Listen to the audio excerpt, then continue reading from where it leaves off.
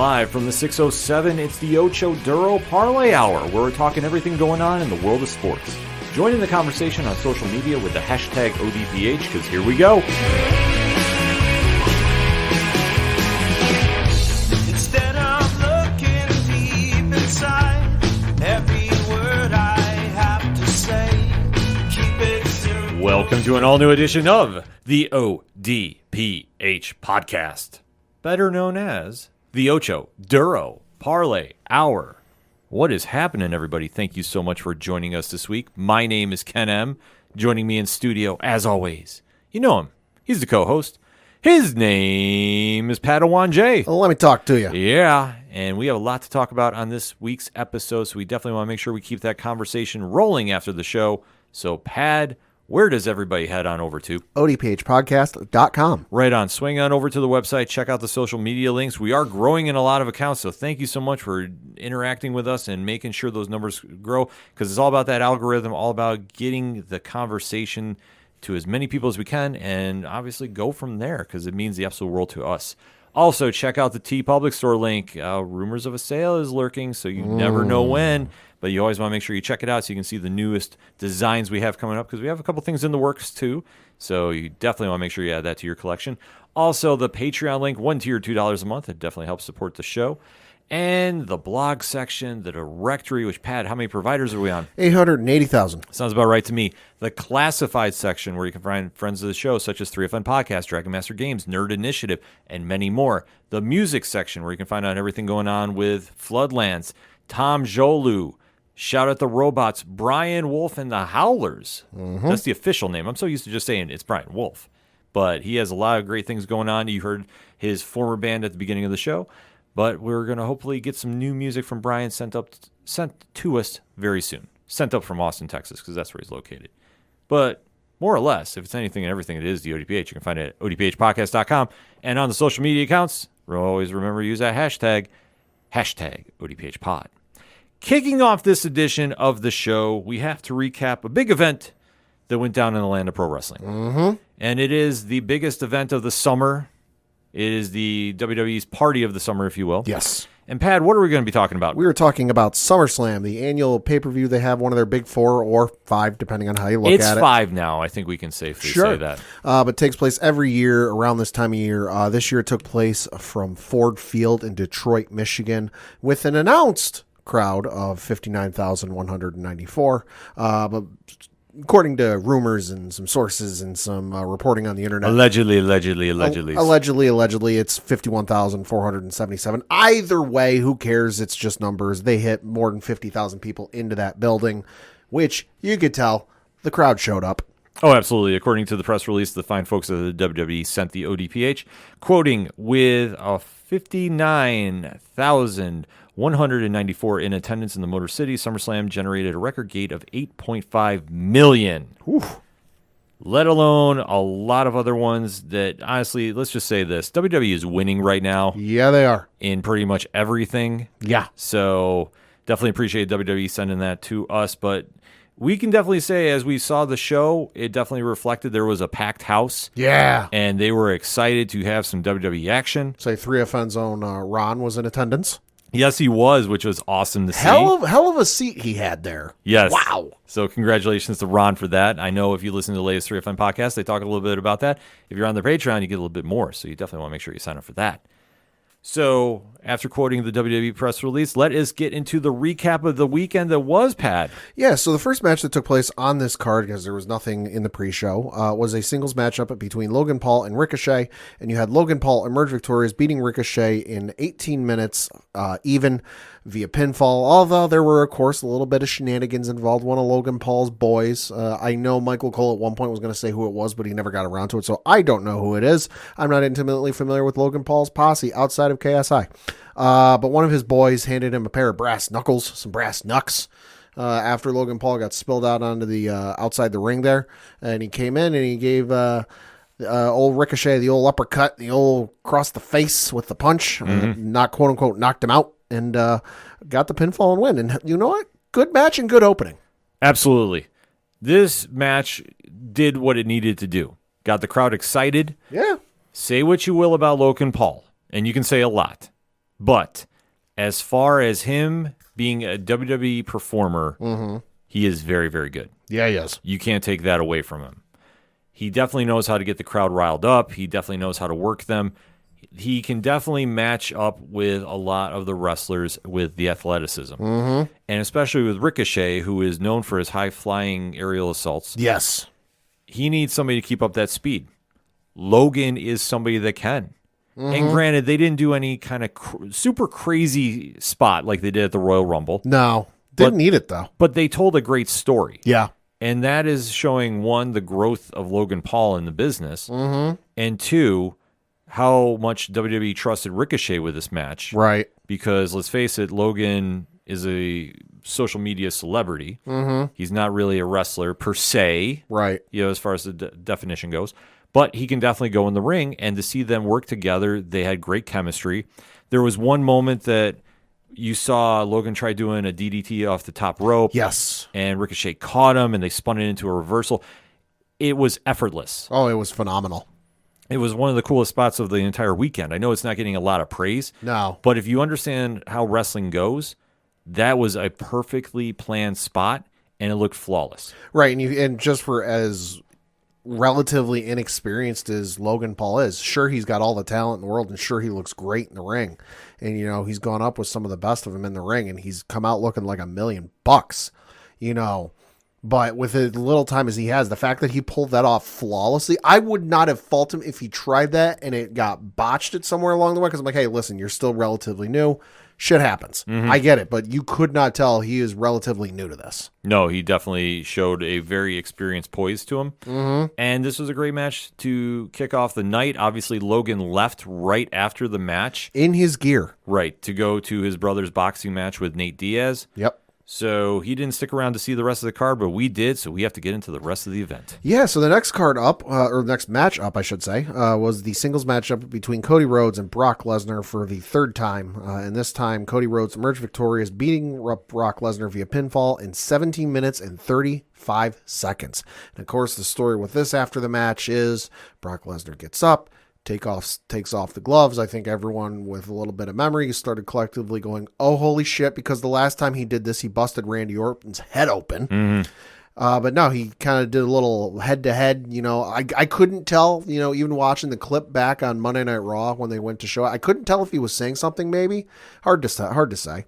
But nevertheless, he did kind of do like a head-to-head, kind of like an acknowledgement, and he shook his hand, raised Cody's hand in victory, which, gotta say, I don't think I've ever seen Brock Lesnar do that, which was simultaneously intimidating because I'm like, oh, holy shit, what's he going to do? Because, well, as we know, Brock's been known to go off script before. And then once you saw that, we're like, oh, hey, he must really like Cody Rhodes. At this stage, and I can't take credit for this, shout out to Walt Ball for this one. Brock has now turned into this current time period's Undertaker. Okay. And this is what it means by this. And like I say, shout out to Walt. He literally had this nailed perfectly.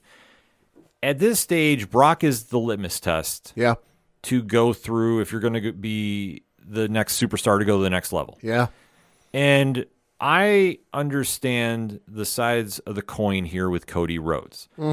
Cody left WWE way back when. Yep. He worked the indies. He reinvented himself. He started All Elite Wrestling. Yep. He was a main eventer there. But the last time the WWE Universe saw him as a WWE performer, he was a mid-carder. It was Stardust. Right. In a role in which he started to try and make something of it, but then just didn't care by the end of it. So when he has been back now, he's been reinventing himself for the WWE audience. And I think a lot of times people forget about this. Well, and I don't even necessarily think it's fully, reinventing himself. It's reintroducing himself. That's a better term, yeah. Okay. Because he, us, the indie viewer, and us who got to see him in person on an indie show here locally, we've seen this version of Cody from the New Japan shows and the ROH shows, and when he was with the Young Bucks and the Bullet Club, and then all the stuff leading to All In and AEW and everything. Like, we've seen this. We've been experiencing this since he left WWE in 2015, 2016, whatever it was. You know, but for the folks who just strictly watch WWE main roster and nothing else, they might not have a clue what happened and what went on. So when he shows up, sure, there's going to be a lot of folks who go, oh, that's the dude who was, you know, okay, had a couple of good runs before, you know, dashing Cody Rhodes and all the other stuff when he was Intercontinental Champion, you know, and then there was the Stardust thing, which he tried to make chicken salad out of chicken shit with, but it didn't really work. Right. Why should I care about him? Why are we giving him the main feature? And it's kind of like, hey, he's already proven himself to, I'll be generous, half the audience. It's that other half of the audience or that other quarter of the audience, because let's face it, you're never going to get everybody fully on board ever, you know, but it's that other percentage of the audience that you got to go, hey, listen, I'm not the same guy you saw last time. I've learned. I've grown. I'm different. Yeah, and I think going in there with Brock, who has also grown and changed in his ways. Yeah, he has. He has become now a very featured member of the locker room, so to speak, that he is in that position where The Undertaker was. I mean, let's not forget a couple of years ago when Moxley had left WWE, he told on a podcast about his experience trying to work with Brock for their match at WrestleMania. Yeah. And just how much of a pain that was. And now with this, you got fun-loving Brock, you got cowboy Brock, you got I'm going to kick your ass Brock, and it's not the Brock, you know, Brock has arguably worked more days and more events in the last 2 years than he's worked probably the last 10 combined. Well, he's having fun. Oh, he is. I mean, that's the growth in him now, and that's where he, I think, can see where he needs to be that person in the locker room, that he needs to accept that, yeah, he's a superstar that doesn't need a belt. He's an attraction. He's an attraction. But his presence and his vote really matters, because if he thinks somebody's ready to go to the next level, he's going to put him over. Well, and I like the thing somebody else pointed out on Reddit, and I can't take credit for this, but somebody pointed out on Reddit that this was Brock's way of getting Cody ready for Roman. Oh, absolutely. Because how many times has Brock faced Roman? It's got to be upwards of 10 times now. Sure. But this is Brock's way of, hey, you really want to beat Roman?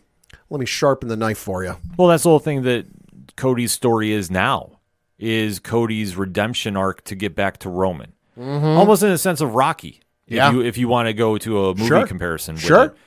It's one of those situations where he was supposed to get the big win. He didn't. He has to work his way back to it. So that being said, Brock putting him over, giving him the handshake moment, that is the biggest cosign he can give in his own way, and that gets Cody ready to go on to the next challenge. Wherever that's going to be between here and Roman is still up in the air.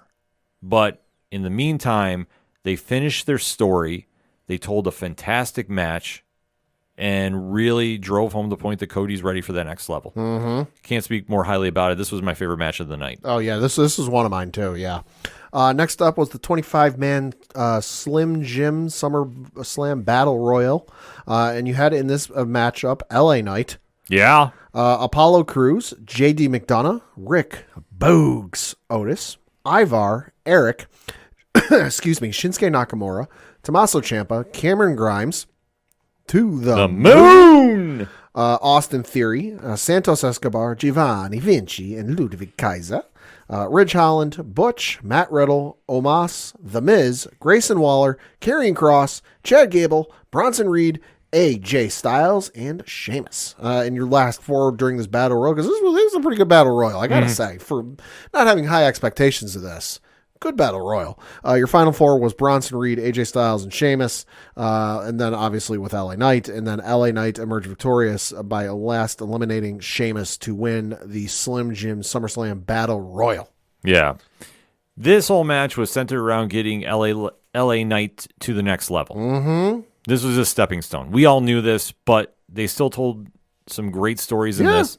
I love the team up of Grayson Waller and The Miz. God almighty, I want them to team up and do a series with somebody, and just the promos would be incredible. Yeah. Oh, my God. I'm all in about that. Almost came out, and I thought they put him over very well. He did very good, yeah.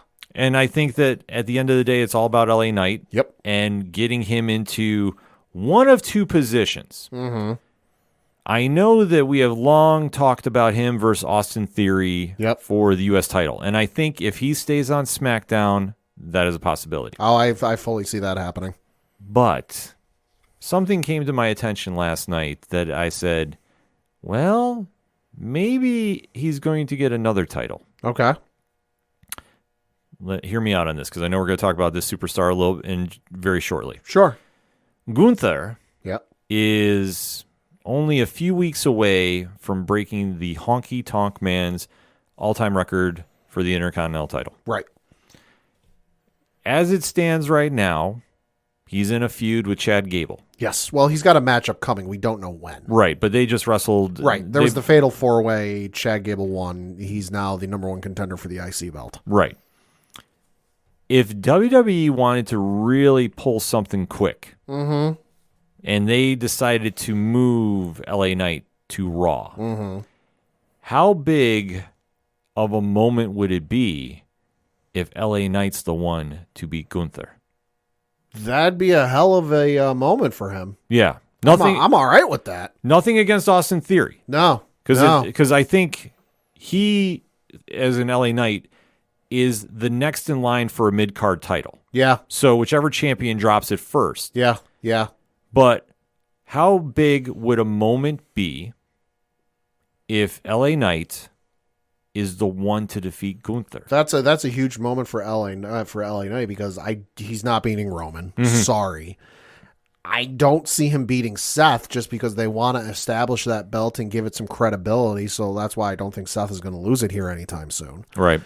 Sure he could beat Austin Theory, but that's not really going to mean much. Hey, he won the United States Championship. Theory's run hasn't exactly been that memorable, to be honest. And now, admittedly, I don't get to watch every minute from bell to bell of SmackDown every week, but I couldn't tell you what he's been doing lately since WrestleMania.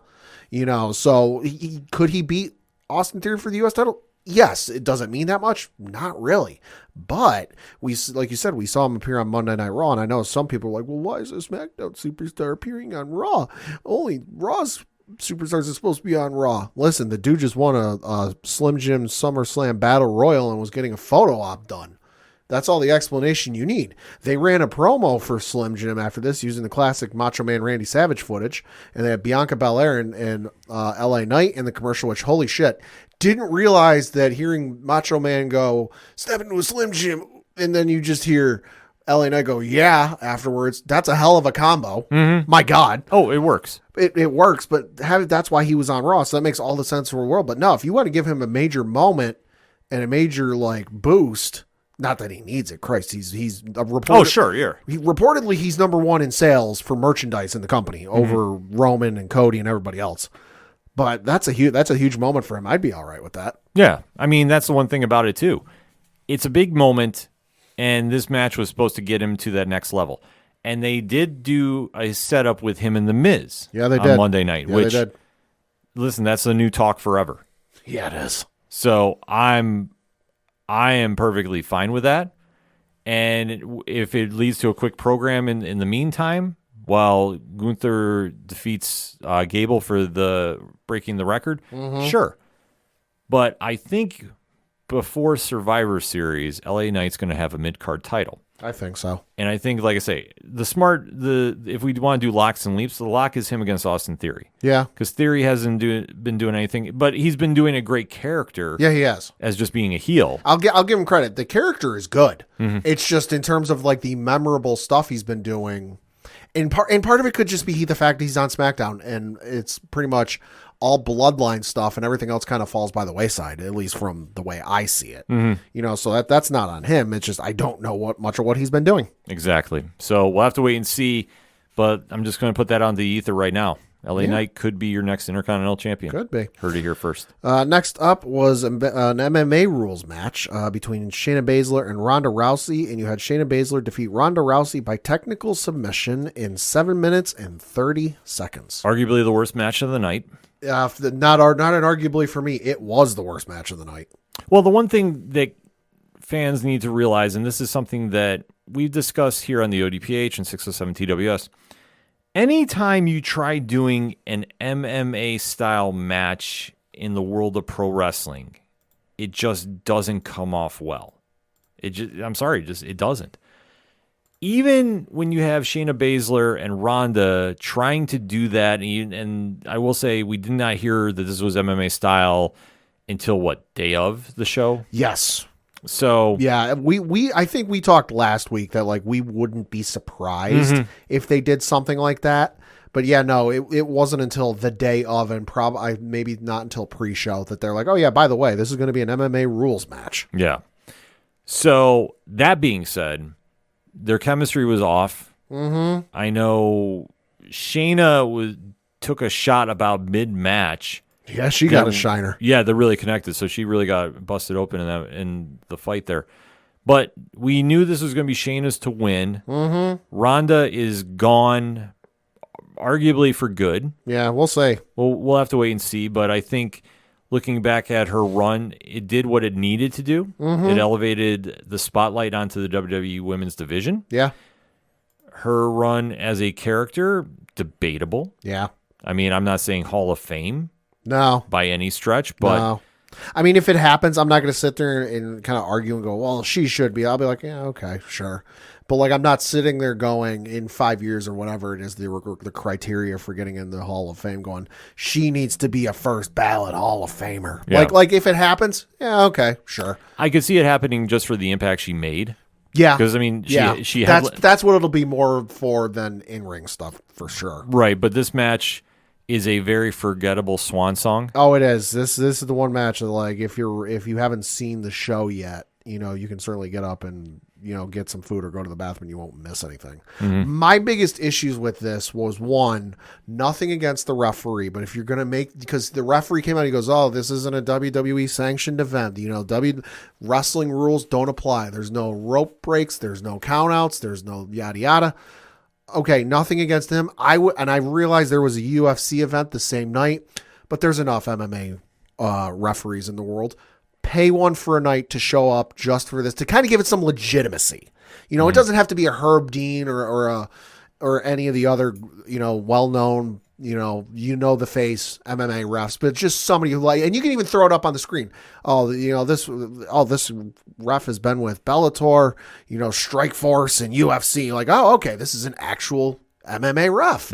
You know, but so you get the match, and like we said when we cover UFC, Octagon rust is a thing. You can tell. Yes, you know, Shayna Baszler is obviously the submission magician, and Ronda Rousey's known for the armbar and all of her technical prowess. But you can tell these two haven't done an actual MMA match in quite some time. Ronda's last official mixed martial arts match was against Amanda Nunes on December 30th, 2016. And Shayna's was against Reina Muirira for a Deep Jewels 15 event on February 25th, 2017. It showed, and just from the go, this thing never had its footing for me. That it's an MMA match, you know, so it's MMA rules, but then you play in a spot where they both fall out of the ring onto the ground outside of the wrestling ring, and and they just like get up and they walk back in. Yeah. I'm like, what is this? So personally for me, worst match of the night, don't ever do this match again. I don't think they're going to. There was nothing in this that I said, you know what? It wasn't great, but there's some potential there. Maybe if you tweak a few things and you change a few things, and maybe, you know, just something with the opponents didn't mesh, you know, you might have something in the future. No, there's just nothing about this that I want to see this again. Yeah, you know, I think they're going to skip past this. I think the only thing that it needed to do, and it did, was get Baszler, you know, reestablished as the badass that she is. Yeah, because Ronda kept trying to submit Shayna during the match, and Shayna, having trained with Ronda, because they brought that up, you know, a bunch. Oh, yeah. You know, with how much Shayna had trained with Ronda, Shayna knew how to counter Ronda's submissions. So I think this is just going to elevate her stock and for an eventual run at Rhea Ripley, which I'm all for. Next up was a singles matchup for the WWE Intercontinental Championship, and as we alluded to, Gunther defeated Drew McIntyre via pinfall in 13 minutes and 40 seconds. Great match. Yes. Did what it needed to do. I mean, Gunther and Drew, we knew was going to be a great match to begin with. Both of them have wrestled each other now enough times that they know how to get some good chemistry going. And it did what it did. I mean, I'm not saying this was a forgettable match, but there really wasn't anything new added to their story. It was standard. Yeah. You know, it was hard hitting. You know, you potentially lost a few teeth watching it, you know. Oh, sure. Throughout it, but nothing really to write home about. So it was fine. Yeah. Next up was a singles matchup for the World Heavyweight Championship where you had Seth freaking Rollins defeat Finn Balor via pinfall in 18 minutes and 30 seconds. Great storytelling here. Yes. The whole thing with the Judgment Day, I think, is really, really starting to win a lot of the pop culture audience over. Mm-hmm. Not saying that it's Bloodline 2.0, but if you want to talk about compelling storylines that fans are talking about, Yeah. the Judgment Day has come out of nowhere and really started winning people over. That obviously a lot has to do with the skyrocketing superstardom of Rhea Ripley. Yeah. But now the whole feud with Damian Priest winning Money in the Bank, Finn Balor trying to get the world title, Finn's paranoia getting the best of him, Oh, yeah. costing him the match because Damian was trying to help him. He doesn't believe him. Well, that was the interesting thing. So Damian showed up, and everyone's like, oh, is he going to cash in? Oh, is he going to cash in? Oh, is he going to cash in? And he threw or slid, whatever it was, the Money in the Bank briefcase into the octagon, into the ring, and was like, here, telling Finn, here, use this. But Finn was misinterpreting it as like, I'm here, I'm going to cash in. Yeah. And you very audibly heard Finn go, no, that's plan B, stick to plan A. Yeah. And they're going back and forth arguing. Rhea and Dominic show up to cause some interference. And then Finn finally puts two and two together and goes to use the briefcase as a weapon against Seth. But Seth comes in and stomps him into the briefcase and knocks Finn out for the win. And I think for me, especially being a Finn Balor guy, Damian Priest's face after the match was kind of how I felt. I'm like, motherfucker. Yeah. Like, I understood what happened, and I'm all right with the outcome, and I'm just like, motherfucker. Yeah, I know, it's perfect. I mean, they did a really good job about setting that up and even carrying it into Monday Night Raw. So I'm not upset about it. No. I mean, I thought it was great because Seth keeping the title, I think, helps it. Yes. And for anybody who says they're not using Finn Balor right, he's in a featured storyline on TV. Mm-hmm. So as much as it would be cool to see him win, he doesn't need the belt. He's over enough. No. Just saying. Next up was a triple threat match for the WWE Women's Championship where you had Asuka defending her belt against Bianca Belair and Charlotte Flair. And you had Bianca Belair emerge via pinfall in 20 minutes and 45 seconds to become your and new WWE Women's Championship. Or champion, I should say. Well, I will say this. Match, arguably the worst. Ending, arguably the best. So for me, this was the second worst match of the night, because it seemed like the match just, again, never got its footing. I know you guys you and Rich on 607 TWS this week said that like the pacing was off and the timing was off. I agree with you 100% on that. It's just, I don't know what it is, but just the three of them never got their stuff together, in terms of just like hitting the moves and what they needed to do next. It felt like a train wreck, but I don't mean that in a bad way. It felt like it was kind of meant to be that way, which I was like, okay, there's a lot going on. There's the three competitors, The ending was great. Oh yeah. Ending was great. The ending was great, but everything in the build up to that and until, the last 4 or 5 minutes, the last 4 or 5 minutes were phenomenal, but like getting there was kind of rough. I'm going to ask a question, and this might be a bold statement, but please correct me if I'm wrong. Yeah. Since Charlotte Flair has been back from her recent hiatus, how many times has she wrestled? I can look. Okay. Offhand, I don't know. Because my argument is going to be where I guess this is going to be a bold statement. I think since she's returned, she hasn't been as crisp with her moves and working with some talent on the roster as she was prior to leaving. And I think this is more evident here in this match, in my opinion. I'm not saying Charlotte's a bad wrestler by any means. Right. But I'm thinking that she had been gone for so long that she's still not back into the swing of things. Right. So she was on WrestleMania 39 Night 1 where Rhea defeated her. Her next appearance wouldn't be until June 23rd, 2023 on a Friday Night SmackDown where she defeated Lacey Evans. And I'm not counting live events. Right. But we're just counting televised stuff. So she did the one episode of SmackDown, Let's see. That's a super show, house show. The second matchup was on Friday Night SmackDown, July 21st, where she defeated Io Sky. House show. Friday Night SmackDown on June 28th, where she tagged with Bianca. House show. So, since she's come back in June, she's wrestled 4 times. Okay. Not counting house shows, which are a whole other thing. All right. So even when we say house shows, so we'll say what? Yeah. 16 times? It's something like that, yeah. I don't know. It's just maybe it's something I'm noticing. And like I say, I want to stress this. I'm not saying she's a bad wrestler by any means. I think Charlotte is a good wrestler when it comes to singles competition. Yeah. And even tag team competition. I know she's done some tag team stuff, which has been fine. I think it's once you get into triple threat, fatal 4-way stuff where, it's kind of her relying on other folks and there's more parties involved.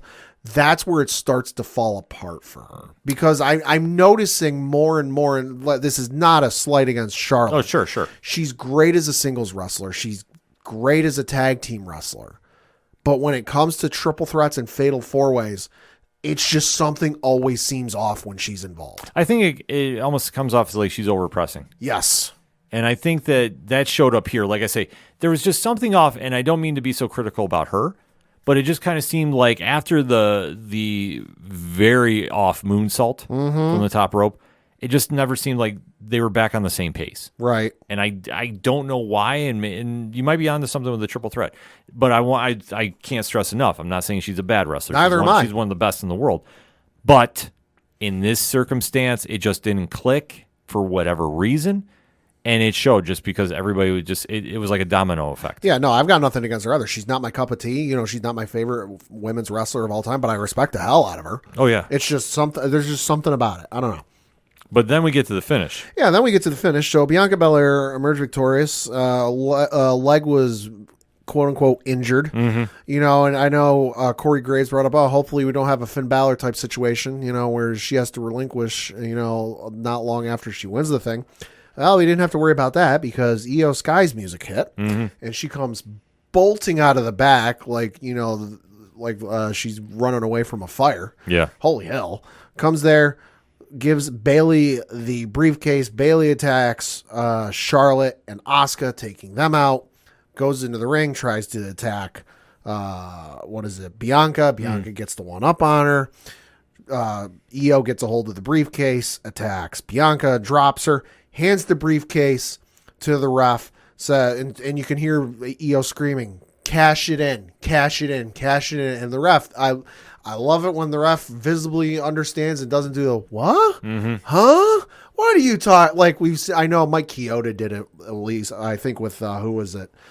Corey Graves' wife. I'm blanking on the name. Carmella. I know Mike Chioda did it with Carmella a couple years ago, where it's like she was speaking a foreign language, and he was like, "What? What are you talking?" I just hate when that happens. But no, the ref understood the assignment, gave the briefcase, rang the bell, and in 8 seconds, Io Sky pinned Bianca Belair to become your new WWE Women's Champion. Love this moment. This was great. This is perfect. This is how Money in the Bank cash-in should be. Yes, and as was mentioned by Corey Graves on the broadcast, women's Money in the Bank cash-ins still 100%. Yeah. So it definitely set up a great story.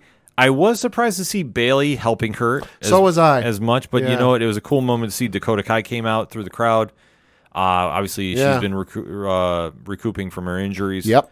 So it was a cool moment to see, and we also forgot about this fact too. Yeah. It's been 1 year since Damage Control debuted. Yeah, talk about a hell of a year where you had Bayley return last year at SummerSlam. Roughly 1 year. I think it was a couple of weeks ago. Right. Regardless. But you had Bayley return from her injury at SummerSlam last year after, ironically, the Bianca Belair match. Yeah. And came out and was like, oh, hey, I didn't come alone, and brought Io Sky, who at the time, was on NXT, but rumors and reports were saying that she was going to go back home to Japan. And then also brought out Dakota Kai, who had been let go during a batch of releases. Yeah. So one of the first big shocks during the Triple H booking era. Excited the hell out of me to see them back because Io Sky is one of the best women's wrestlers on that roster. Don't believe me? Go watch the women's War Game from a couple years ago. War Games. Yeah, her on the top of the cage with the garbage can covering her body as protective shielding. Yeah. That's all I need to say. And Dakota Kai's great. I mean, yeah, she's got the injury thing, which sucks, but she's still great. When she's in the ring, she's great. Absolutely. But no, you think about the run they've had in 1 year where they've gone from, hey, we're just this faction debuting to, yeah, we got a world title. Mm-hmm. It was perfect booking for that. Crowd exploded. It was the big memory moment that everybody's going to take away from this one. And then in your main event, you had Roman Reigns with Paul Heyman in his corner taking on Jey Uso in tribal combat, basically an anything goes match, for the undisputed WWE Universal Championship and recognition of tribal chief of the Anoa'i family. And you had Roman Reigns emerge victorious, pinning Jey Uso in 36 minutes and 5 seconds to retain his undisputed championship and remain the tribal chief. Although, of course, as is usual with a Roman Reigns match, there were some shenanigans in the match. Shenanigans, but the match itself did what it needed to do. Mm-hmm. And if you're not sold on the Bloodline storyline, I don't know what to tell you. Yeah. I really don't at this stage. Yeah. And I know there was a lot of fans very angry that Jey Uso did not win. For like the third time this year. Mm-hmm. But let's this year. But let's put this into context. And I know we touched upon this a little bit with 607 TWS. When you have a match give you that much of an emotional reaction, Yep. it's doing its job with the storyline. Oh, yeah. I remember for me, after Cody lost at WrestleMania, I went on social media and did like I usually do after the Patriots had lost the Super Bowl. You know, against the Giants twice and against the Eagles. You know, I went and started unfollowing pages because I just didn't want to see it. Because I knew they were going to boast about it and all this stuff. And I was snoozing WWE on Facebook for 30 days. And I was snoozing the Fox page for WWE for 30 days. That they'd got me. And I was in that same place. And I'm like, motherfucker, I was pissed off. I got up the next day and Liz wasn't able to make this second night of WrestleMania. She goes, oh, what happened? I'm like, listen, I might not even watch Raw tonight. I'm that fucking pissed off. Yeah.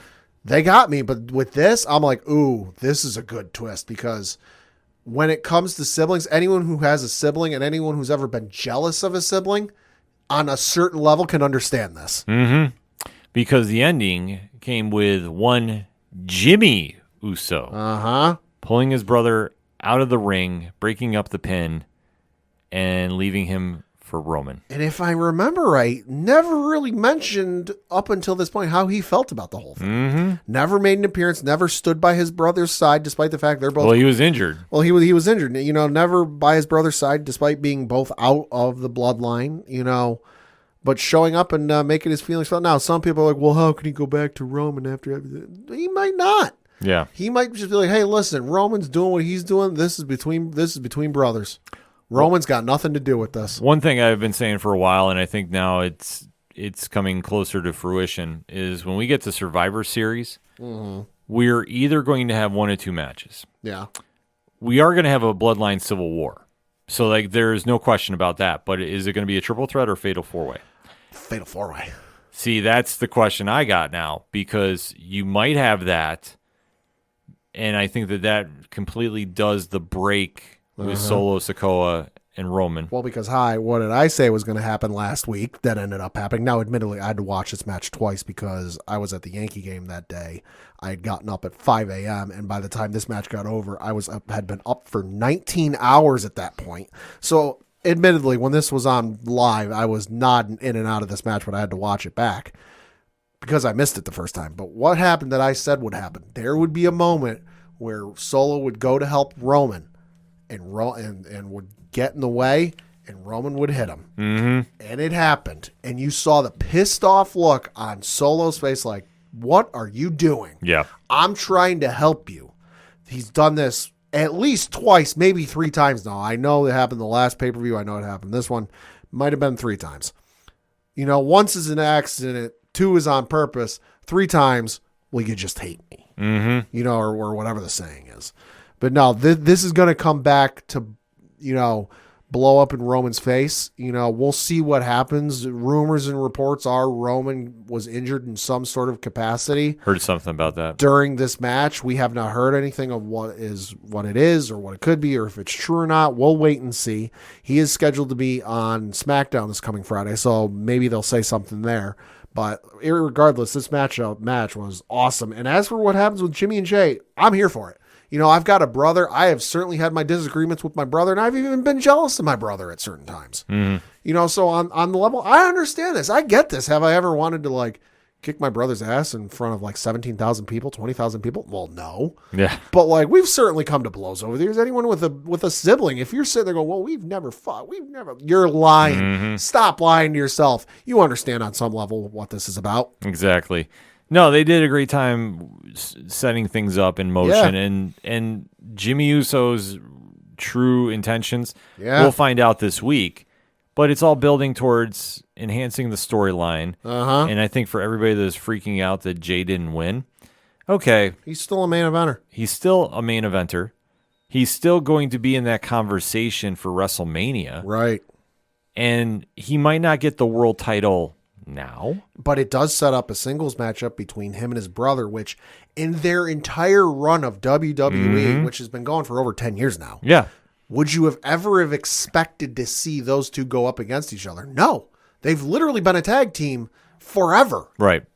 Obviously, they've done some singles work when one's out for one reason or another. But that never hey, they're going to go up against each other. So this is one of those never thought I would have seen it moments. Right, and they've been trying to get this going behind the scenes for a while. Yeah. So you know what? I'm happy for him. I'm happy it elevated everybody up again. And the storyline is far from over because as in the post-media scrum, Paul Heyman said, we're in the bottom of the third. Bottom of the third. So who knows where we're going with this? Well, and if I remember right, Roman said we're in the third inning back at WrestleMania, so it's been 6 months where you've only moved a half inning. Other team who's batting, you suck. Yeah.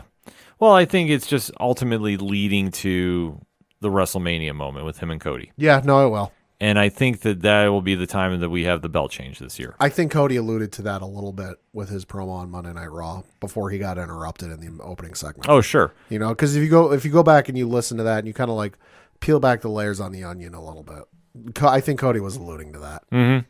It's a great thing to set up for, and it's a great problem for WWE to have because overall they had another great PLE. Yeah, they have a lot of storylines coming from this. They do. They started building up a little bit on Monday Night Raw. Yeah, of course, as we mentioned, you've got Chad Gable who's going to be facing Gunther at some point. Don't know if it's a premium live event or a future episode of Raw. Looks like Shinsuke Nakamura is going to be the next person to take on Seth Rollins. Love this. Oh, about time. Shinsuke has been just kind of little telegraphed somewhere, but yeah. But it was exciting to see, and it was when he offered, because it was supposed to be Seth, Cody, and Sammy in the main event tagging against Judgment Day, and then JD McDonough for reasons took out Sammy. Shinsuke Nakamura offered up. He's like, "Hey, I'll help you out." And then I know Rich or you pointed it out that that was an awfully awkward look he threw at Seth after that whole segment. And I'm like, yeah, that was a little. And then you go and watch. So it's okay, I was watching for something. I was anticipating something. And then you get to the end of the match where, Sammy comes in for the save and it's Sammy, Seth, Cody, and Shinsuke in the ring. And Sammy, Cody, and Seth are doing the typical, yeah, we're the faces. We just won. We're standing up at the three corners of the wrestling ring. And Shinsuke's just standing there. And Shinsuke's just watching. And I'm like, oh, he's going to do it. Because you would have figured, if he's celebrating, he's staying face. He would have celebrated with him. No, he was picking his moment. Mm-hmm. And hit Seth with a Kinshasa. Mm-hmm. Yeah. Like I say, I get excited talking about it, so I just got to remember I got to slow it down for that. But that move really kicked off a new feud, which Seth needs. Yeah. Cody is up in the air where he's going next. Yeah, we'll see what happens with that. I know they kind of teased maybe something with Seth, but they squashed the beef by the end of the night. Well, I think they want to keep that rumor going. Yeah. So when he wins the Royal Rumble, people are not going to remember that he's ultimately going to challenge Roman. Mm-hmm. So to keep that teased, I think is brilliant. I would not doubt, though, that he does something in the meantime, maybe not with Gunther, because I don't think he's going to win another belt in between. But I could see him going with somebody on the mid-card, maybe even with the Damian Priest, just a one-on-one thing. Yeah, I could see it. I could see just something in the meantime. Dominic, because Dominic's been a thorn in his side the last couple weeks. Yeah, I could see him having something with the Judgment Day just to buy some time. Yeah. And it would make a lot of sense to do because coming off the heels of SummerSlam, there's a lot of storylines that we're going to have to wait to see play out. Friday Night SmackDown just became must-watch to find out what's going on with the Bloodline. Yeah. And then we go from here. So I guess about a little less than a month until Payback, which is September 2nd in Pittsburgh. Yes. So, and that weekend's going to be a little crazy if you're a wrestling fan, too. So WWE is definitely going to want to stack that show up, and who knows what's going to happen after that. In the meantime, though, hit us up on the hashtag ODPHpod. What is your thoughts about WWE SummerSlam and the Monday Night Raw after? Did you love it? Did you hate it? And why? Let's talk about it. And if you're looking for more pro wrestling content, make sure to check out 607 TWS, the wrestling show on your favorite podcast player. The new episode is up right now, so we definitely want to talk some pro wrestling with you. That being said, we're going to take a quick break. We'll be right back. Hey all, I'm Frank. Join me and my friends as we talk about all things geek. Here at Geek Freaks Podcast, we go over the weekly news of everything in geekdom, from movies to TV, to video games, and comic books. We also have a growing YouTube community. Join us as we go over everything in your geek life and share in the love of geekdom.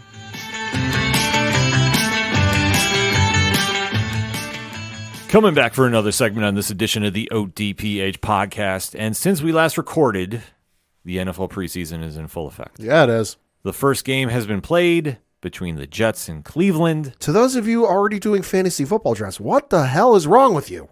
Yeah. I've heard stories and people have told me that they've already done fantasy football drafts. And I'm like, why? Did you not see the first day of training camp where like 4 or 5 guys went down with injuries? Some of them for potentially all of this year. Yeah. Why? Some people are just craving football. Yeah. And I can understand it. Like, listen, as a fan, I can't wait for the season to kick off. And rest assured, folks, with how crazy the schedules have been, we will still be doing our 2-part NFL preview episode very, very soon, closer to the season with Rich from 3FN swinging by. So we're not going to be diving into that just yet, but I think it just reflects on this is a very quiet period in sports right now. Sure. Let's face it, Major League Baseball is on the second half. Trade deadline has came and gone. It's now the push to the playoffs. Hockey and basketball are definitely in their off season. The only thing going on is the summer league games for the NBA out in Vegas, or they were. Yeah. So there really is not a lot happening in the sports world per se. Yeah. So anytime we get football going again, and there's just something about football in August that gets the blood going a little bit because you know it's coming. And it's like it's almost like when it gets to December 1st. Yeah. And you know Christmas is coming. Yeah. It's kind of in that same vein. And yes, we said December 1st, not November 1st, like some of you goddamn heathens. Pad's ready. Pad's ready for this. I'm sorry. Like, I enjoy the Thanksgiving season, and for me personally, I like to have that little month for Thanksgiving. Christmas, you can have your time when it hits December. Yes. Or for me, it's the day after Thanksgiving. I'm with you on that. I fully agree with you. Thanksgiving is an overlooked holiday. Yes. Much like the preseason for the most part, but it's still noteworthy to break down because there are some storylines that are happening right now that we definitely want to mention, almost like in a one-shot format. Sure. So let's talk about it, Pat. So the first one we're going to mention is kind of like a 2-part story. First of which is you've got with the New Orleans Saints, Alvin Kamara is going to be suspended the first 3 games of the NFL season for violating the NFL's personal conduct policy. And according to reports, free agent running back Kareem Hunt is going to sign with the New Orleans Saints pending a physical. Good move by the Saints.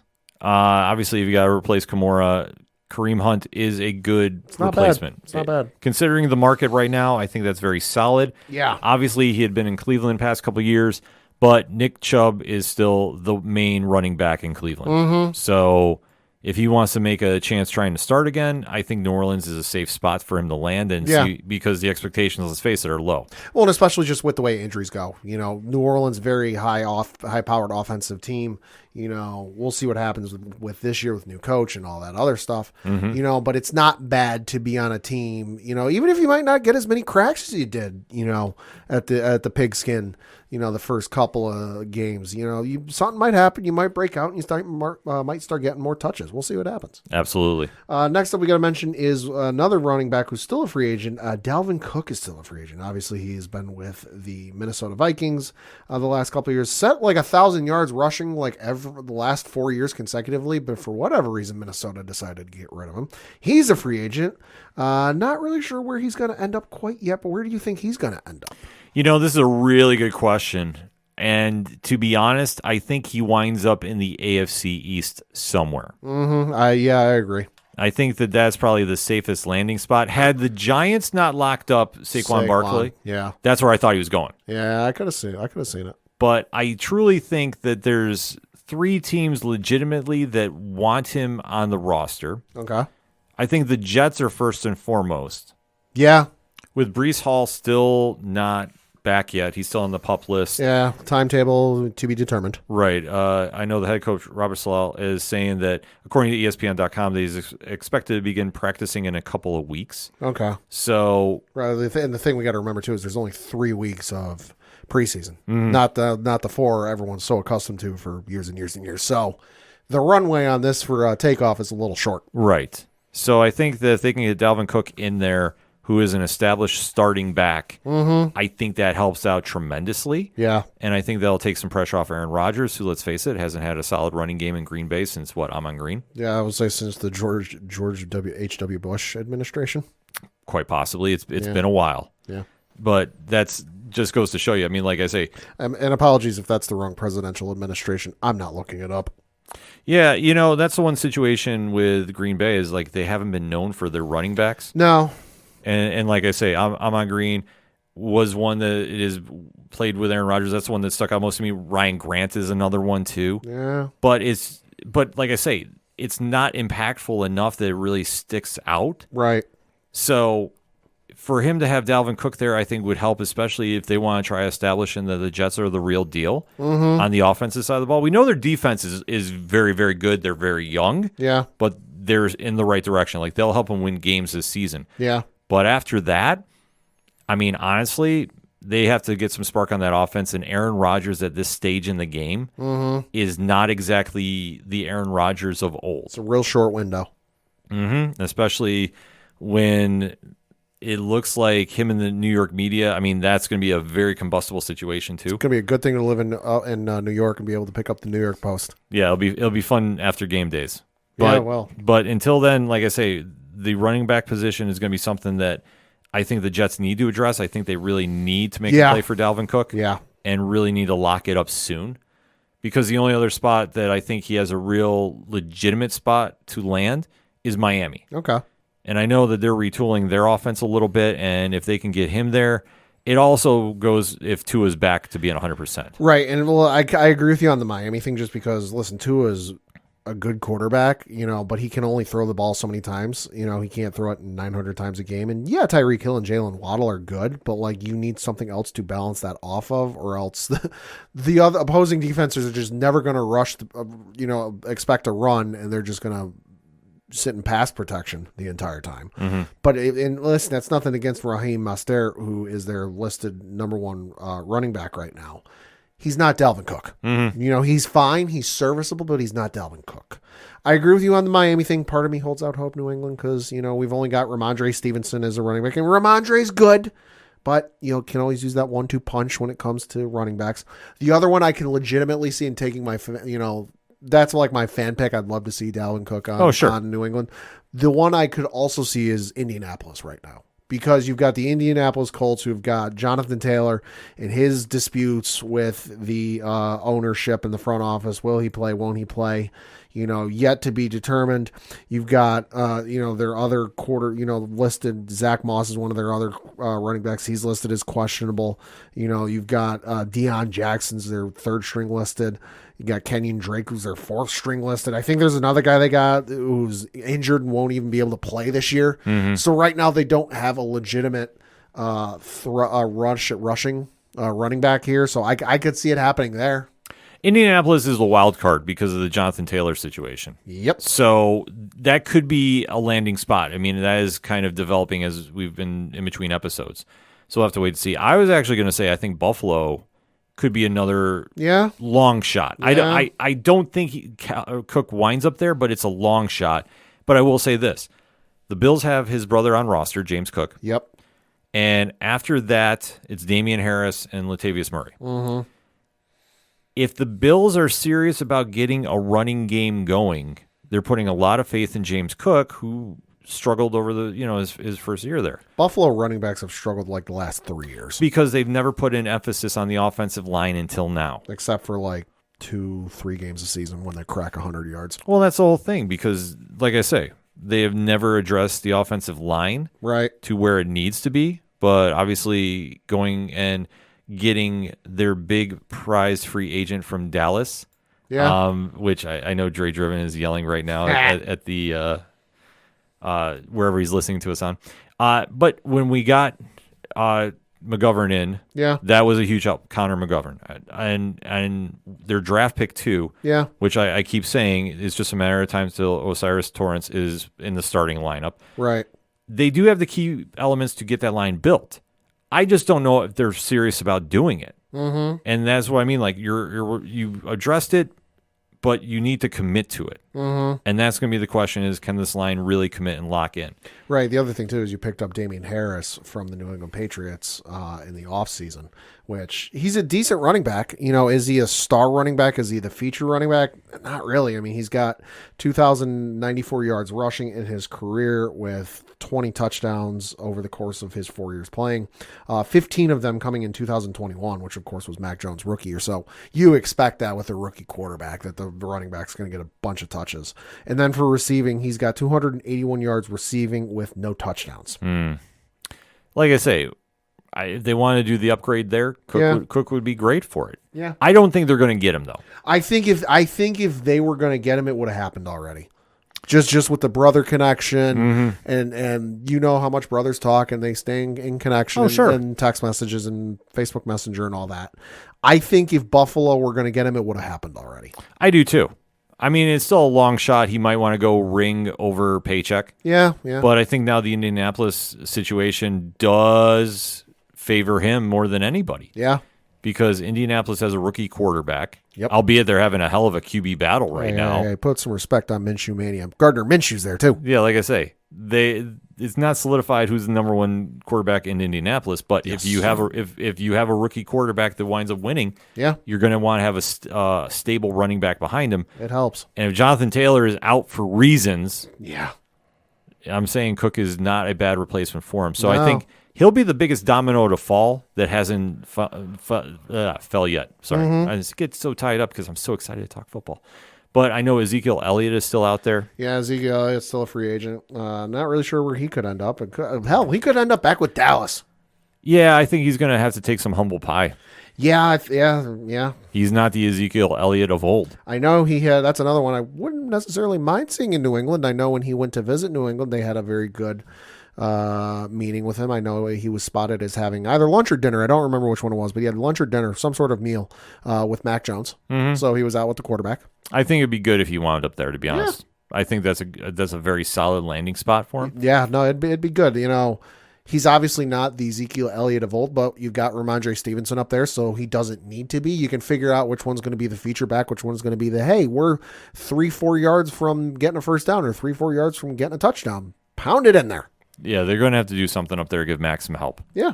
It will be interesting to see how the dominoes fall there. But like I say, for all the free agents, that's really taking up the most time. Yeah. And then one free agent who is no longer a free agent, signed with a team, was one of the most coveted free agents on the market. That would be wide receiver DeAndre Hopkins, who signed a 2-year, $26 million deal with the Tennessee Titans, $9.8 million in change signing bonus. He's got an average salary of $13 million, $10.98 million guaranteed at signing. There is a potential out and this is according to Spotrac.com. There is a potential out after the 2024 season, 1 year, $12 million. There would be $7.8 million in dead cap space for the Tennessee Titans. So this could be a whole trial period, one and done, and bye, see you later. We'll see what happens, though. Like I mentioned, there's the 10.98 guaranteed. He's got a per game active bonus of $60,000. He's got a roster bonus of $4.46 million. That is on the second league day of 2024. And then in the 2025 through 2027 years are automatically void. And then there is an annual reception incentives, non-cumulative. He gets $250,000 if he gets 65 catches. 75 catches, he earns $500,000. 85 catches, he earns $750,000. And if he hits 95 catches, he gets $1 million in bonus. Receiving, kind of breaks down the same. 750 receiving yards, he gets $250,000. 850 receiving yards, he gets $500,000. 950 yards, he gets $750,000. And then if he hits 1,050 yards, he gets $1 million. Touchdown incentives, again, breaks out the same. $250,000, $500,000, $750,000, and then $1 million. So 4 touchdowns, he gets $250,000. 6, he gets half. 8 touchdowns, he gets 3/4, and then if he gets 10 touchdowns, which good fucking luck with that quarterback, he gets $1 million. You know, that's a great question you bring up. Who's his quarterback? Oh, by the way, he's still got $21 million in dead cap space for the Arizona Cardinals. Yeah. I will look up who his current quarterback is because it's not anybody's. Isn't it Tannehill? Yeah, it's still Ryan Tannehill. Yeah. So he went for the best money deal, in my opinion. Uh-huh. And listen, I'm not mad at him about this. I mean, I'm miffed. I'm not mad. Yeah. Well, it would have been nice to see him go to a contender, and I know New England, that would have been huge. Oh, that'd have been amazing. It would have been a big help. I'd have been obnoxious for like an hour. Mm-hmm. I think if he wound up in Buffalo, it would have been huge. I'm glad he didn't go to Kansas City. Oh, my God. I heard about that rumor. So did I. But him in Tennessee helps, and it hurts. Here's why I say it helps. You've got Derrick Henry, and yeah. Pretty much. That's all you got. Derrick Henry's the starter. Second string is Tyjae Spears. Third string, Hassan Haskins. Fourth string, Jonathan Ward. For wide receivers, there's him. Nick Westbrook Kinney, Reggie Robertson Jr., Trayshawn Harrison, Traylon Burks, Chris Moore, Mason Kinsey. Stop me, folks, if you're drafting any of these guys on your fantasy football teams. Kieris Jackson, Kyle Phillips, Racy McMath, Colton Dowell, Gavin Holmes for tight ends. They got Chigoziem Akanu, Trayvon Wesco, Josh Weil, Elise Mack, and they don't have a fullback listed on their roster. Right. It's the Derrick Henry show. Yep. And eventually, and not wishing this, I want to stress this, running backs with the amount of wear and tear he's taken slow down very spontaneously. Very quickly, too. I mean, the years catch up to you. I mean, any defensive coordinators listening to this who are playing the Tennessee Titans this year, I hope you're having a good day. Let me give you a little bit of help for the Tennessee Titans this year. Stack the box for Derrick Henry, double cover DeAndre Hopkins, boom, you're good. Mm-hmm. I mean, legitimately. Because do you honestly think Traylon Burks, Kyle Phillips, or any of the other wide receivers I mentioned are going to be that big of a threat? No, I don't. I think Tennessee did the right move. But I think I do too. But I think this also hurts because you didn't address the biggest need, and that's your quarterback. Yeah. I'm sorry, Tannehill at this stage is serviceable. He's not great. I'll say their other quarterbacks are Malik Willis is their second string quarterback, which he is going to be going into his second season. Yeah, they've already given up. Out of Liberty University. In my opinion. Liberty University, yeah. 2023, he had 276 yards, 0 touchdowns, 3 interceptions. He has played in his 2 seasons. He has played in 8 games. He's going into his second year, not his third. Mm-hmm. And then for Will Levis, he is going into his first season. He was drafted out of Kentucky.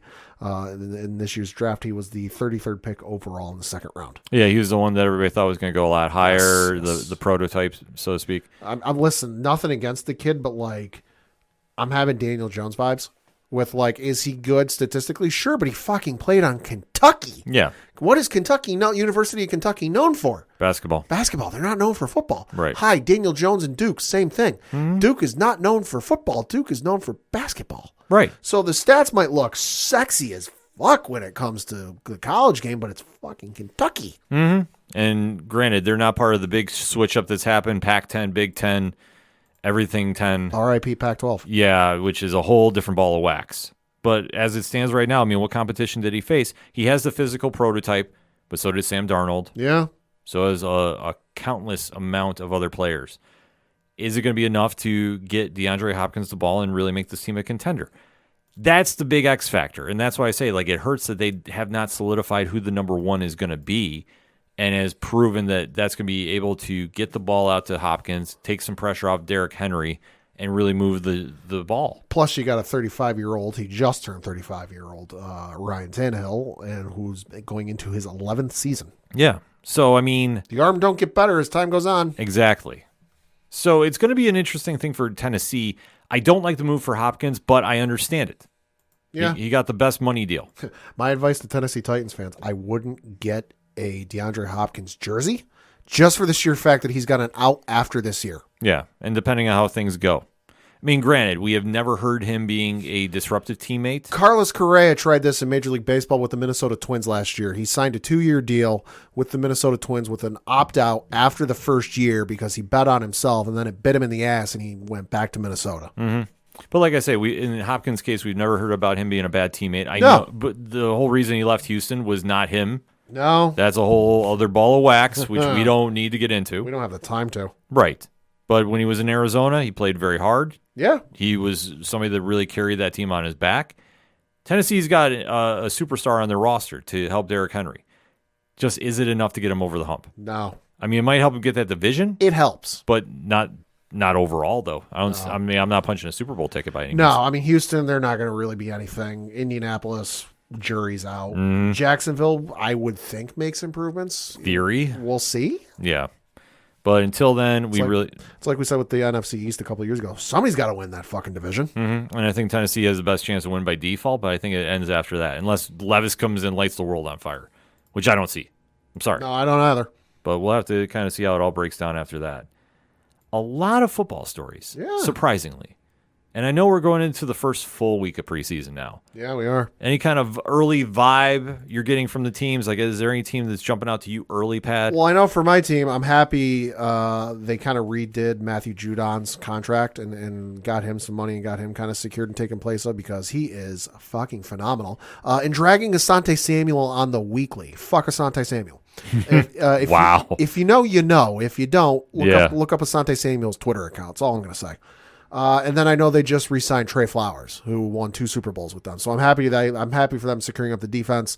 From what I've seen from Mike Reese of ESPN, who is the Patriots reporter for ESPN, it sounds like the preseason has been going well and that the offense has been going good. I know they've been moving around. I know the only issue they've been having is with the offensive line, but that's because they've been moving parts around and trying to figure out, okay, what configuration are we going to go with? But it sounds like things are going well with Mac and the offense. You know, I know Gesicki's going to be the most interesting thing to see what happens this year on offense. You know, they got the 2 tight end threat. We know what happened last time Bill O'Brien was the offensive coordinator and he had 2 tight ends. Granted, he had Tom Brady, Mac Jones, not Tom Brady, but we'll see what happens. Mm-hmm. So for the Patriots, I'm excited to see where it goes. Am I expecting a Super Bowl? Fuck no. Am I happy if we just make it above 500? Yes. Yeah, I mean, I think Patriots are sounding good. I didn't hear about any really crazy stories breaking out of camps anywhere. No. Just everybody's still in that early feeling stage. The only thing I know with training camps and preseason is starting tonight as we record on HBO and on Max will be the Hard Knocks with the New York Jets. That could be fun. I've seen a couple clips already. I'm real interested. Yeah, I'm definitely going to be checking that out. And, I mean, I guess to close with, I think for the Bills, the best thing I've seen is DeMar Hamlin's back in pads. Agreed. Yeah. That's fucking awesome. It's a great sight to see him back on the field playing. And the man was legally dead less than a year ago. Yeah. I mean, that's still, watching that game still, that image is still haunting. But to see him back now in pads running and the reactions he's been getting from the fans, it's been nothing but love, and rightfully so. And it goes without saying, fuck Skip Bayless. Yes. So that being said, hit us up on that hashtag ODPH pod. It's the first week of preseason. Still some storylines going on. A couple free agents still out and not signed yet. Where do you think everybody's going to head? How is your team looking thus far? I know it's still the early prediction, but hey, we don't mind talking football here on the ODPH. That's what we kind of do here. So hit us up, let us know. We're going to take a quick break. We'll be right back. Hey guys, it's Alan Dunford here from Top Hat Studios, co-writer and co-creator of Pocus Hocus and Grandma Chainsaw, and you guys are listening to the ODPH podcast. Gotta be down to the punch, 'cause they can't bring me down if I'm already under the ground. Coming back for the final segment on this edition of the ODPH podcast. Pat, what you got? Got a couple things to talk about. First of which is obviously the local minute, and looking at the Binghamton Rumble Pony schedule from this past week, they played a home series against the New Hampshire, where on Tuesday, August the 1st, they won by the final score of 2-0. They came back on Wednesday, lost by the final score of 3-1, won on Thursday by the final score of 6-0. They started the game on Friday, but however, due to weather, it was suspended. Picked up on Saturday, August the 5th as part of a doubleheader where they won by the final score of 4-1, won the second game by the final score of 4-3, and then on Sunday lost by the final score of 8-4. They are on the road this week playing a series against the Somerset Patriots, that is, of course, the AA affiliate of the New York Yankees, so a little bit of Subway Series action going on. However, there is some stuff going on at the stadium this weekend before they return home next week on August the 15th to play Portland. This Saturday, August 12th, is another one of the summer movie series, and this is Saturday, August 12th. The gates open at 6:30 p.m. The movie starts at 7:30 p.m. Admission is free. Concessions will be available, and the movie they're showing this weekend, Puss in Boots: The Last Wish. Okay. So, hey, if you got nothing going on this weekend, obviously weather permitting, here in the Northeast, because the weather is always kind of crazy, you can stop down to the stadium here in Binghamton and watch a movie on the giant video screen in center field, which is always a good time. Yeah, absolutely. Next, we got to talk about some baseball, because I did go to a game this past Saturday. Yes, we did not lead into it, but Pat did survive. I did survive. I got a couple of looks from some security guards. I joined in the festivities of that being booing Jose Altuve profusely, booing Alex Bregman profusely. At one point, we were chanting 4'7". That would be Jose Altuve's height. We were making fun of Jose Altuve's height. No, the Yankees ended up coming out on the win by the final score of 3-0. Got to see Nestor Cortez make his return after being on the injured list. Only pitched 4 innings because he just came off the injured list. He only threw, I think it was like 64 pitches, but threw an incredible 4 innings. He only gave up 1 hit, 1 run, 1 earned run. That was a home run to Jose Altuve, which was promptly thrown back onto the field. Walked 1, struck out 8 guys. Hell of a first start for him, but you got to give credit to the Yankees pitching staff, because they struck out 16 batters on Saturday against the Houston Astros, going up against Justin Verlander, which maybe it's me, because the last 2 games I've gone to, I went to a game against the Arizona Diamondbacks in 2019 where Zach Greinke started that game. Left midway through the game because he got traded to the Houston Astros partway through the game. That was wild. And then the next game I go to, it's Justin Verlander. So I don't know. Maybe it's me. Whenever I go to a Yankee game, a big name pitcher shows up. But regardless, Yankees picked up the win. You had a home run from Gleyber Torres, home run from Jake Bowers, which was awesome. Got to say, the most puzzling and surprising moment of the game was when Jake Bowers, I think it was Jake Bowers, comes up to Hey Baby by Hurricane Chris. Oh, jeez. I'm like, what is this, 2006? But Bowers, Bay. Yeah, it makes sense. I get it. No, game was good, though. Had a great time. Like I said, booed profusely, chanted fuck Jose Altuve, chanted his height. It was a great time. A lot of fun. I'm going to say, Pat is keeping it very toned down about what really went down at the Bronx. Yes. So, for legal reasons. Yes. So, but I'm glad to see you came back. I'm glad you had a great time at the Bronx. Glad they got a win. Yeah, because, well, I mean, the Yanks right now, yeah, they're not so good. Not so good at all. You know what was good, though, is experiencing the new kind of pace of play for Major League Baseball in person, because you see it on TV and it goes by so fucking quick in person, because the game was at 105, started at, I think, 107, 108 after the national anthem and introductions and all that stuff. Sure. Was over by 3:30. Oh, wow. It was, swear to God, it was over by 3:30. The game time was like 2.5 hours. So it was over by 2:30. And then I was out of the city by a little after 4:00. So that was incredible. And it was real quick. Did not drag on. Nothing going on.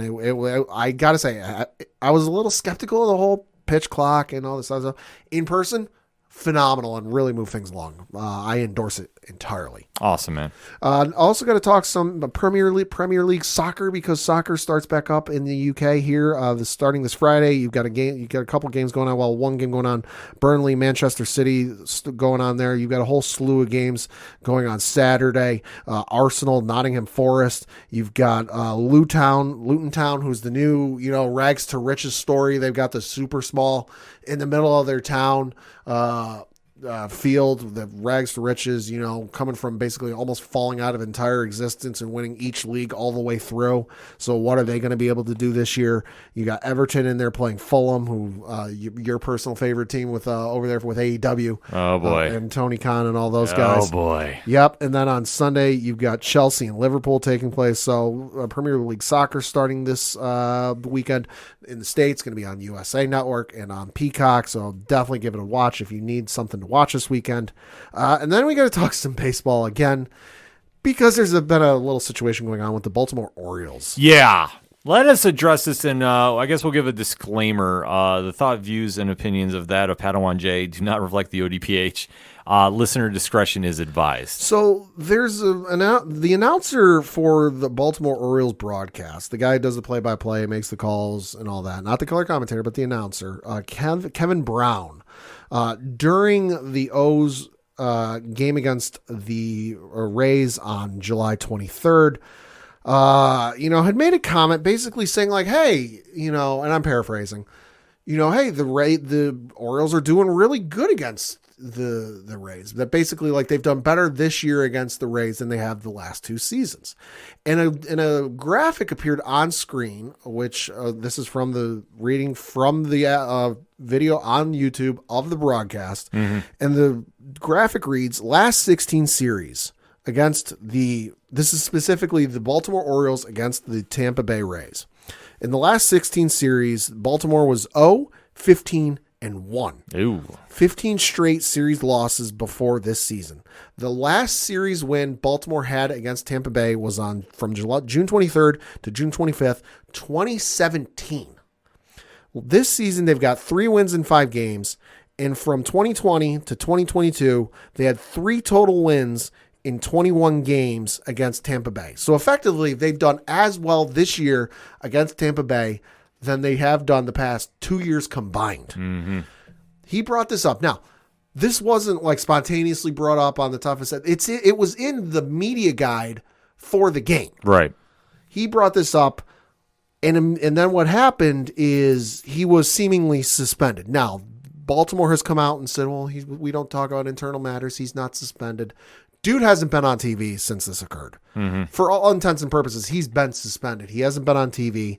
It's been reported today he's going to be appearing back on TV here in the next couple of days, because, well, everyone from John Sterling and Susan Wallman of the Yankees broadcast to the Red Sox TV broadcast to Michael Kay of the Yankees broadcast and the Mets broadcast and everyone else in between. I know the White Sox broadcast took a dig at the Baltimore Orioles, because what happened with this is absolutely egregious. The Baltimore Orioles owner is John Angelos, which, whether he's in charge of this, I'm not entirely sure. He's 94 years old, so it could be a case of his son, John P. Angelos, is in charge of this and making the calls behind the scenes. Gutless. It's absolutely classless. You need to be able to have some thick skin, because obviously in this instance he's fucking thin-skinned, and took this to heart when, hey, listen, he wasn't criticizing the team. He's saying, hey, they're doing good this year. They've done better as good this year as they have the last 2 years, so it's not a criticism. But it's a running history with Baltimore and their broadcasters. They famously had the broadcaster John Miller as their broadcaster, who you might know John Miller if you Google him. He was the broadcaster of ESPN Sunday Night Baseball for years and years. For years. He was the broadcaster commentator for the Baltimore Orioles until in the 80s. And then he was let go and all this nonsense because they felt he didn't bleed orange and black. He then would go to sign with this and announce games for the San Francisco Giants, which, Ken, remind me what the colors of the San Francisco Giants are? Black and orange. Yeah, exactly. They also had the legendary baseball announcer Gary Thorne, which they let him go in 2021. So I don't know what it is with the Baltimore ownership, but he wasn't criticizing the team. He wasn't saying anything negative or derogatory. He's just saying what was provided in the media press book of a statistic, and the graphic that was presented on screen wasn't pulled out of the graphics guy's ass. Mm-hmm. This was done, if you've ever done graphics, you can't type it up that quickly. This was done in preparation for the game. So a couple hours, if not an hour before game time and before broadcast. So this wasn't pulled out of his ass. This was, hey, this is a talking point. This is a good thing. But to the ownership of the Baltimore Orioles, I say, get some thicker skin. I will say this. I agree with you. If this happened, because this is all allegedly the reason being. Well, yeah. But there's smoke to fire. Yeah. So we want to stress this. He said this. There's video of this. You can find it on Twitter. You can find it on YouTube. And after he said this, he was not on TV. Right. So we're just going to do the legality portion here. Yeah. The allegedly. This is a very bad look, to put mildly. And I will paraphrase, I believe it was Michael Kay was on the Peter Rosenberg show. Well, it was the Michael Kay show with Peter Rosenberg. Okay. Yeah, it was his show. But he brought up a point on there, and I thought this kind of says it all. There was a graphic for this that was brought up, and it showed how the Orioles had struggled against the Tampa Bay Rays. Mm-hmm. So a graphic went up, right? Yep. He is doing his job as a reporter/journalist, reporting the facts. I mean, you can't say this didn't happen. Mm-hmm. This is statistically in the history books. So if you're going to go after him, allegedly, then why didn't you go after the entire production team? Yep. Allegedly. Why is it that you singled out somebody? You're going to say, well, that was the face that everybody knew, the voice that said it. Doesn't matter. He's reporting on what has happened. And guess what? Stats don't lie. Yeah. So if you're going to get mad at him about it, that's one thing. But to single him out when it went through numerous people and they don't get in trouble is a little upsetting. Yeah, John Sterling, Susan Waldman, who've been calling the Yankees. John's been calling Yankees games for a couple decades now. John Sterling said, quote, "I've been on the air for 63 years, so I've seen a million nutty things happen in this nutty business, but this is right up there with the nuttiest. When you hear it, I think you'll understand it. It has to do with an announcer named Kevin Brown of Baltimore. Anyway, Kevin Brown in a game was extolling the virtues of the new Orioles, talking about what happened in the past. And the owner of the Orioles, a guy named John Angelos, decided that was negative and he suspended him. Quote, "It's amazing to me," added Waldman. "How can you do your job if you can't tell the truth?" But he didn't even say anything negative. He was extolling how good they are because look at what they've done this year and in the past. They didn't do it. So I don't understand it. When I saw the clip, I was waiting for him to say something horrible, and it was not. I've never heard any of that in my life," Sterling continued. "If that guy was our boss, we'd get fired every day. We comment that the Yankees have terrible batting averages and they have terrible on-base percentages. That's the truth. How can you? Anyway, every day that would be a problem for us," close quote. Yeah, I mean, that's the problem. As people that are in the media, and if you call it right down the middle, and I know if you listen to 607 TWS, you hear that a lot, you're going to report on what you have. Yeah. If you're going to speak on it. You can give opinions, but this is an actual factual record. Yeah. So how are you going to penalize it? Because if this is the case, well, we could go through the history of your organization and mention it. Yeah. So what? That's a problem? I'm sorry. If you want everybody on your payroll to make everything sound like it's all, roses and perfection. Right. There's a fine line between fandom and fake make-believe. Mm-hmm. And that's the problem you have here.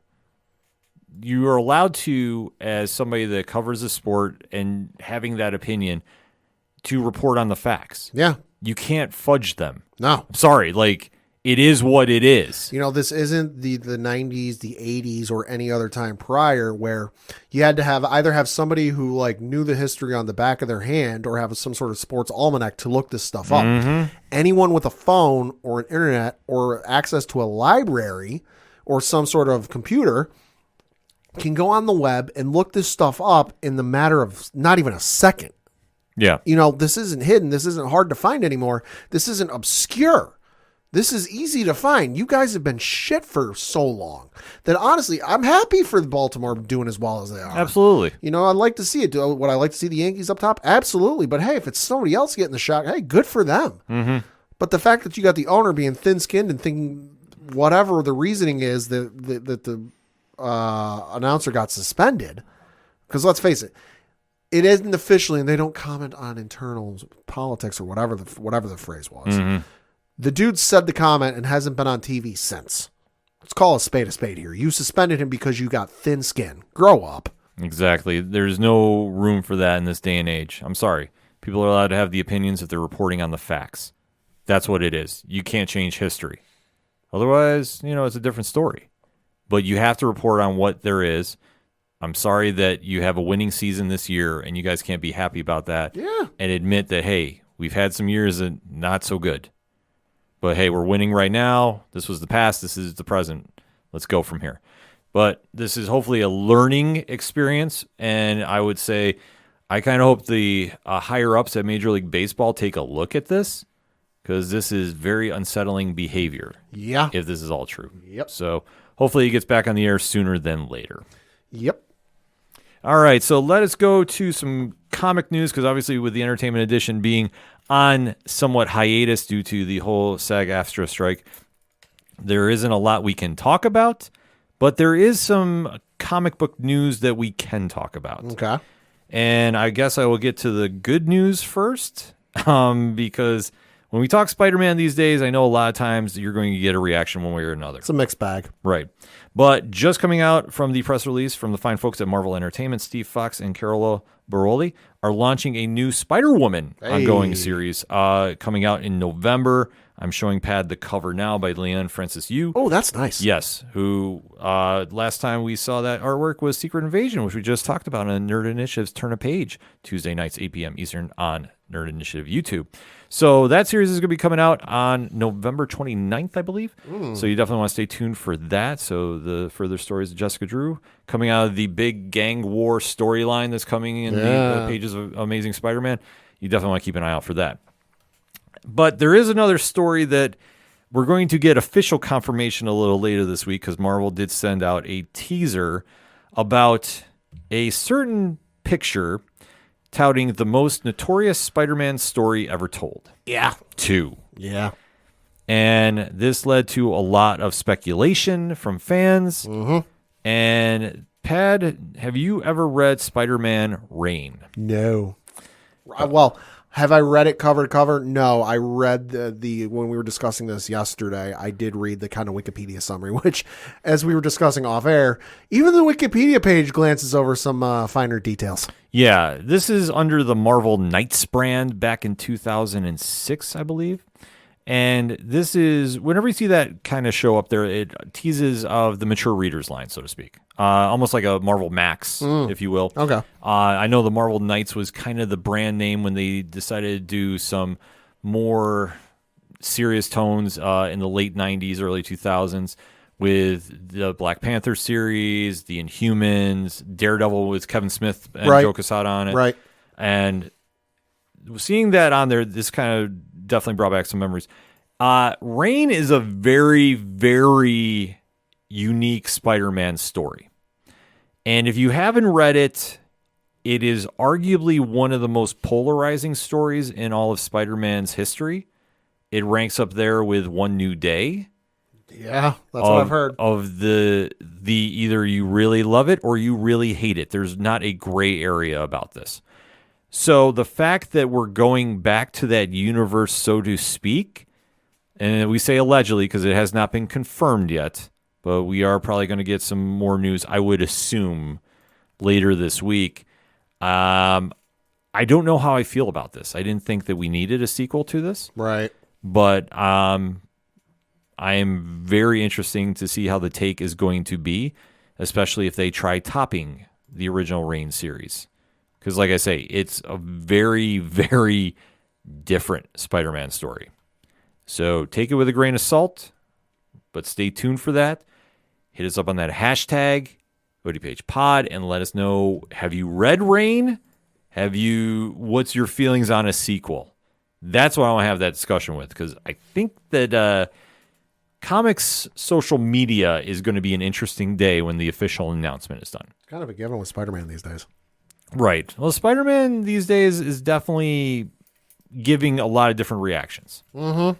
So whether you love it, whether you hate it, you're talking about it. And I think that that's the big thing, because if nobody's talking about a book, it disappears.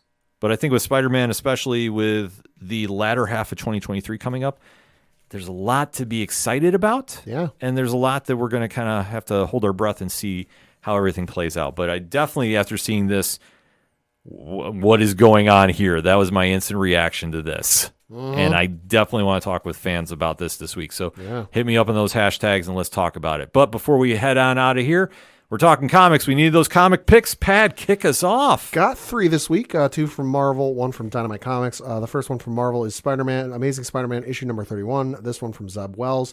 This one, oversized 86 pages.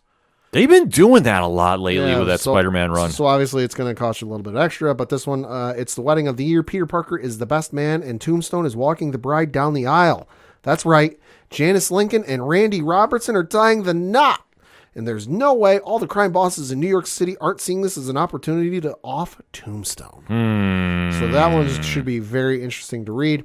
Also from Marvel this week, you've got Star Wars issue number 37. This one, another one of the Dark Droids.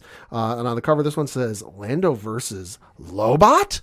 Now, for those of you who might not remember Lobot is the character from The Empire Strikes Back, who was kind of like Lando's assistant on Cloud City.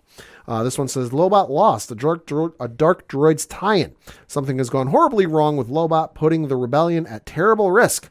Lando Calrissian will do anything to save his friend, even if it means betraying the rebels. Will the Scourge of the Droids destroy any chance to cure Lobot, or will he be lost forever? So again, Star Wars, Charles Soule, can't go wrong. Lastly, certainly not leastly, from the folks over at Dynamite Comics this week, Gargoyles Dark Ages, issue number 2 from Greg Weisman. This one is, again, the origin of the Gargoyles, and it continues. It says, in the second installment of the Dark Ages saga, Kenneth and Mentor's Human and Gargoyle Alliance battle King Cullen's army with some magical help from the Archmage. Mentor orders Goliath's generation to stay back as they aren't yet seasoned warriors, but Angel and Hippolyta disobey Mentor's orders and join the fighting at great cost. And it was, of course, written by Gargoyles creator Greg Weisman and illustrated by star artist Drew Moss. This 40-page issue also features illustrated text story by Greg Weisman. So definitely something to check out this week because Gargoyles is awesome. Yeah, definitely. You've been singing the praises about that for a while. So obviously it's living up to your expectations. It's doing something right. On my end, a couple from DC this week jumping out. Pad, this is going to be one I know you're going to be checking out. Superman 2023 Annual number 1. Hell yeah. So this is a continuation from the Joshua Williamson run, which I think we have said this on the show, but I will scream this at the top of my lungs. What they're doing on the Superman line right now in the dawn of DC is nothing short of spectacular. And the Joshua Williamson first arc is wrapped up very, very wildly, by the way, too. If you haven't checked out issue 5 of Superman, that definitely did it. For me, I was like, holy smokes, we're going some places. This annual is taken through the eyes of Lois Lane, though. This really isn't a spoiler if you've been reading the series since it came back. She is currently the editor-in-chief of the Daily Planet. Right. And this is her take about recapping pretty much everything that's been going on and the Daily Planet team going out and getting some stories. It does have a lot of great one-on-one moments with a lot of the supporting cast of Superman. So I really love this issue, but I'm going to tell you the final half of the book is going to blow some people away. Nice. And you're not ready for like what happens. Knowing you especially, right? You're going to be freaking out when you read it. So definitely say go check that out. I mean, it has a whole star-studded lineup of artists on it. Really cool stuff going on there. Also, World's Finest Teen Titans, Mark Waid writing Teen Titans. That's all I really need in my life. So doing a spectacular job, and that series has definitely been one that I've been keeping my eyes on. Night Terrors #3, Joshua Williamson and the team over there doing the big crossover, which you've seen in every single DC Comics book right now. Mm-hmm. This is the flagship book, and it's definitely a different take. I was not expecting it to be what it is. Okay. But with the whole story of Insomnia and what he's trying to do and the backstory involved, and like I say, it's a really cool concept. Much like any big crossovers, though, in my opinion, some issues are hits, some issues are missed. I think this one definitely extended the story because we're getting at that midway point. Very cool guest cameo involving the two main heroes of this, which is Deadman and the Golden Age Sandman. And what is going on here. So like I say, if you've been digging the whole Night Terrors crossover throughout the entire DCU, this is one you definitely want to keep an eye out for. I know that they've got a bunch of different spinoffs this week, so if you haven't been checking them out, I highly recommend you go get it. And definitely we can interact about that as we go because there's a lot of good stuff coming out from there. On the Marvel side of things, there's a Ghost Rider Wolverine Weapons of Vengeance series, which the cover looks amazing, and that will just be take my money all the time.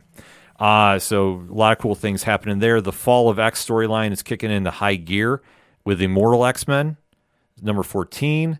And then one that I have on my radar, and just because I know his work from 20th Century Men and Bloodshot Unleashed, and that is Dennis Camp, who's now writing Children of the Vault for Marvel. So it's a little spin-off series involving the Fall of X. It's a very cool thing.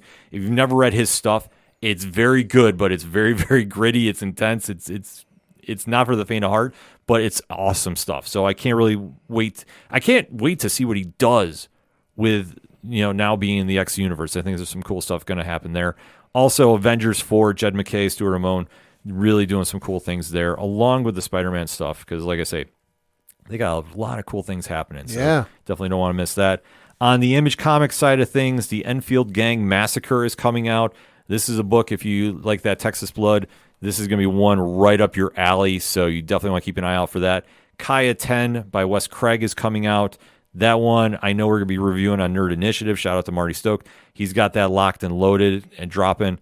And last but not least, Boom Studios. Holy smokes, man. They got a lineup this week. House of Slaughter #16 returns.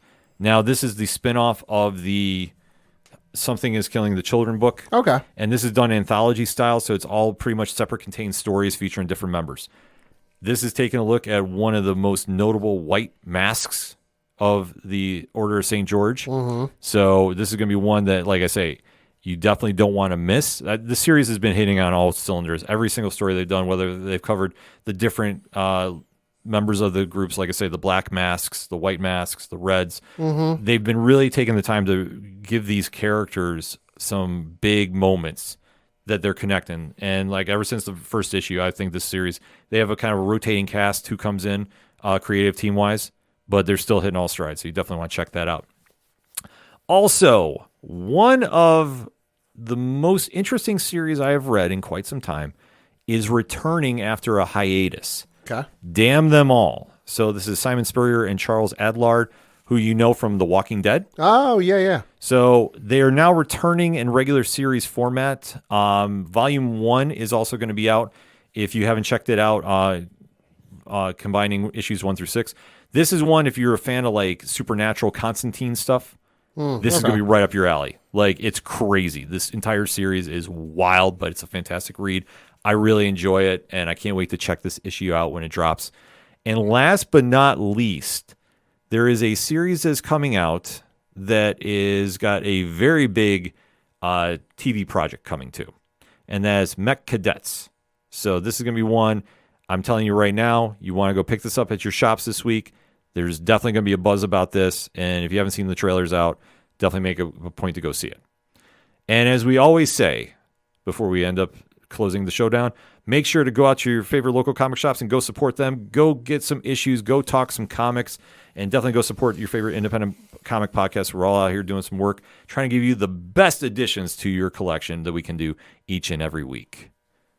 So that being said, for anything and everything that is the ODPH, you can find it at odphpodcast.com. That's all for this week. So for the one and only Padawan Jay, Fuck the Astros. I'm your host, Ken M. Thank you as always for listening to the ODPH podcast, better known as the Ocho Duro Parlay Hour. See you next time.